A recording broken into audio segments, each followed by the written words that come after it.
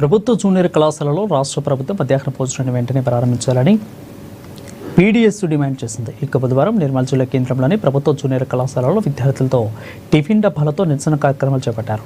ప్రభుత్వ జూనియర్ కళాశాలలో చదివే విద్యార్థుల చదువులు అర్థఖాళీ చదువులుగా, ఒంటిపూట చదువులుగా కొనసాగుతున్నాయని అన్నారు. కళాశాలలో భోజన సదుపాయం లేకపోవడంతో చాలా మంది విద్యార్థులు మధ్యాహ్న కళాశాలలకు డుమ్మా కొడుతున్నారని, దూర ప్రాంతాల నుంచి వచ్చే విద్యార్థులు మధ్యాహ్నం భోజనానికి ఇంటికి వెళ్ళి తిరిగి రావడం లేదని, ఇంకొందరు బయట పానీపూరీలు, సమోసాలు తింటూ అర్ధకాలికలతో చదువుకుంటున్నారని ఆవేదన వ్యక్తం చేశారు. వెంటనే ప్రభుత్వ జూనియర్ కళాశాలలో మధ్యాహ్న భోజన పథకాన్ని అమలు చేయాలని కోరారు. లేకపోతే రాష్ట్ర వ్యాప్తంగా ఉద్యమాలు ఉధృతం చేస్తామని ప్రభుత్వాన్ని హెచ్చరించారు. రాష్ట్ర వ్యాప్తంగా ప్రభుత్వం ఏదైతే హామీ ఇచ్చిందో ప్రభుత్వ జూనియర్ కళాశాలలో మధ్యాహ్న భోజనం అమలు చేస్తామని ఇప్పటి వరకు సోయి లేకుండా ప్రభుత్వం విద్యార్థుల పట్ల నిర్లక్ష్యంగా వ్యవహరిస్తున్నది. విద్యార్థులు అర్ధాకలితో చదువుతున్నారు, బయట సమోసాలు తింటూ, బిస్కెట్ ప్యాకెట్లు తింటూ.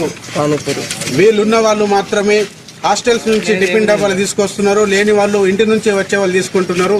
సమయానికి బస్సులు దొరకవు. ఇలాంటి పరిస్థితుల్లో చదువుకోవాల్సిన పరిస్థితి అర్ధాకలి చదువులుగా కొనసాగుతున్న నేడు తెలంగాణలో ఏమాత్రం విద్యార్థుల మీద ప్రేమ ఉన్నా ఈ రాష్ట్ర ప్రభుత్వం వెంటనే మధ్యాహ్న భోజన పథకాన్ని అమలు చేసి విద్యార్థులకు కడుపు నిండా భోజనం అందించి వాళ్ళ చదువుకు సహకరించాలని చెప్తున్నాం. కడుపులో మండుతుంటే ఏ విద్యార్థి చదువుకుంటాడని ఈ సందర్భంగా ప్రశ్నిస్తున్నాము.